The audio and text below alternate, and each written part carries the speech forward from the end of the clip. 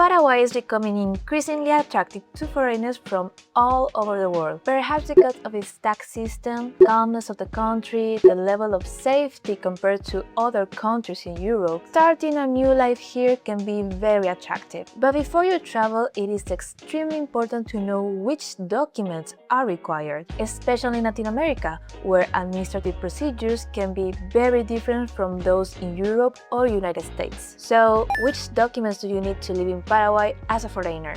Number 0, the documents you need to prepare before coming to Paraguay in your home country. Before coming to Paraguay, which documents you need to prepare in advance? The first thing I recommend is consulting with a professional, because administrative procedures are not as simple as many people may think it is. Every year we see people coming to Paraguay thinking that the process will be easy, fast and simple, only to end up finding numerous problems on their way. Many people don't realize that each country has its own specific requirements and that every individual situation can be different from one another. Therefore, finding someone who knows what to do in every situation is essential. One example of this specific situation can be the case of Belgium. For these profiles, it is quite common that the name that appears on the passport doesn't match with the one appearing in other documents. In such cases, it might be necessary to obtain an identity or name certificates. And it's not only important to identify the profile of the person who intends to reside in Paraguay, but also to stay updated with the regulations and procedures, as these are constantly evolving. For example, in the past, when dealing with someone who had been born in a country different from the country shown on their passport, it was only necessary to submit a sworn statement. But today, additional documents are required in this type of cases. In certain profiles, now it's also necessary to have a RUC in order to apply for the permanent residency, when it wasn't mandatory before. And something similar applies for the investor pass as well. Previously, digital signatures were accepted, but now it's necessary to sign in front of a public notary in order to obtain a certification of all the parties involved, and that way obtain the proof of investment. In conclusion, always consult with a professional. It can help you avoid many problems.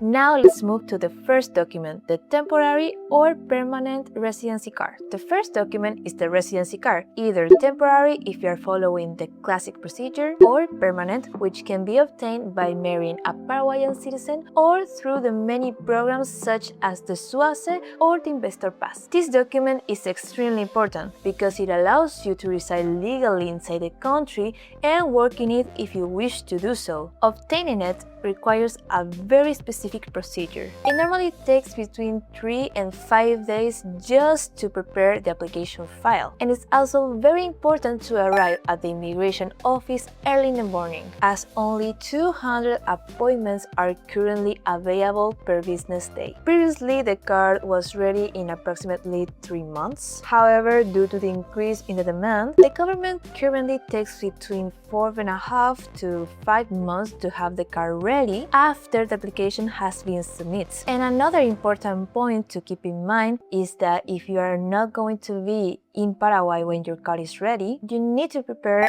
a power of attorney with your trusted advisor. That way, they can pick up your card in your behalf and keep it safe until you return to the country.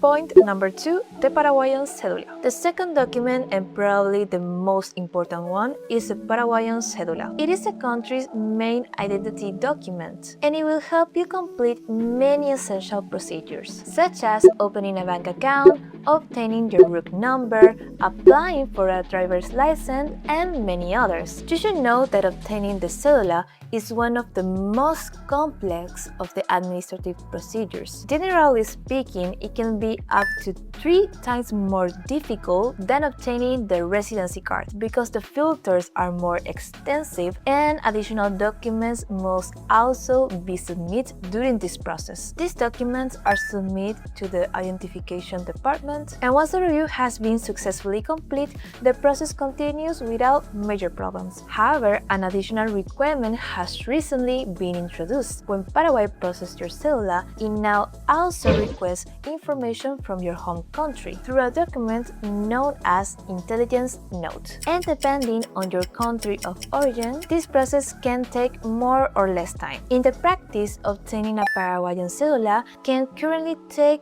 approximately 5 months or even longer. Point number 3.